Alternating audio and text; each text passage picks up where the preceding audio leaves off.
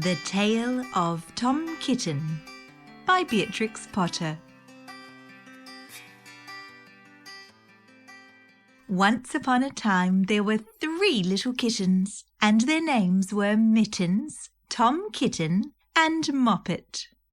They had dear little fur coats of their own, and they tumbled about the doorstep and played in the dust.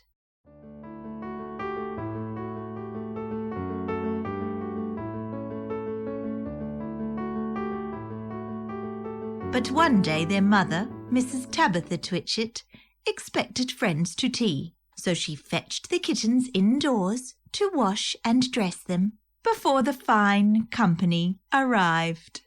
First she scrubbed their faces. This one is Moppet. Then she brushed their fur. This one is Mittens. Then she combed their tails and whiskers. This is Tom Kitten. Tom was very naughty, and he scratched. Mrs. Tabitha dressed Moppet and Mittens in clean pinafores and tuckers, and then she took all sorts of elegant, uncomfortable clothes out of a chest of drawers in order to dress up her son Thomas. Tom Kitten was very fat, and he had grown. Several buttons burst off. His mother sewed them on again. When the 3 kittens were ready, Mrs. Tabitha unwisely turned them out into the garden to be out of the way while she made hot buttered toast. "Now keep your frocks clean, children. You must walk on your hind legs. Keep away from the dirty ash pit and from Sally Hennypenny and from the pigsty and the puddle ducks." Moppet and Mittens walked down the garden path unsteadily. Presently they trod upon their pinafores and fell on their noses. When they stood up, there were several green smears. "Let us climb up the rockery and sit on the garden wall," said Moppet. They turned their pinafores back to front and went up with a skip and a jump. Moppet's white tucker fell down into the road. Tom Kitten was quite unable to jump when walking upon his hind legs in trousers. He came up the rockery by degrees, breaking the ferns and shedding buttons right and left. He was all in pieces when he reached the top of the wall. Moppet and Mittens tried to pull him together. His hat fell off, and the rest of his buttons burst. While they were in difficulties, there was a pit-pat-paddle-pat, and the 3 puddle ducks came along the hard, high road, marching one behind the other and doing the goose step.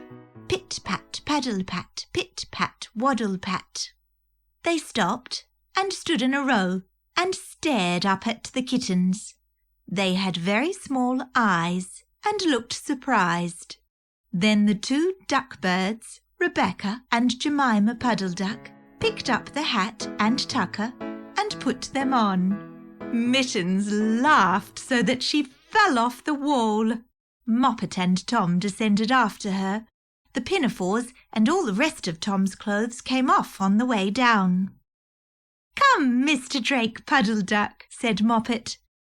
"Come and help us to dress him. Come and button up Tom." Mr. Drake Puddle Duck advanced in a slow, sideways manner and picked up the various articles. But he put them on himself. They fitted him even worse than Tom Kitten. "It's a very fine morning," said Mr. Drake Puddle Duck. And he and Jemima and Rebecca Puddle Duck set off up the road, keeping step. Pit-pat, paddle-pat, pit-pat, waddle-pat.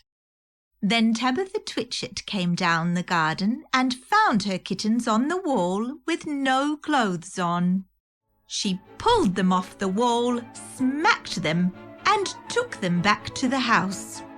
"My friends will arrive in a minute, and you are not fit to be seen. I am affronted," said Mrs. Tabitha Twitchit. She sent them upstairs, and I am sorry to say she told her friends that they were in bed with the measles. which was not true. Quite the contrary. They were not in bed, not in the least. Somehow there were very extraordinary noises overhead, which disturbed the dignity and repose of the tea party. And I think that some day I shall have to make another, larger book to tell you more about Tom Kitten. As for the puddle ducks, they went into a pond. The clothes all came off directly because there were no buttons. And Mr. Drake Puddle Duck and Jemima and Rebecca have been looking for them ever since. The end.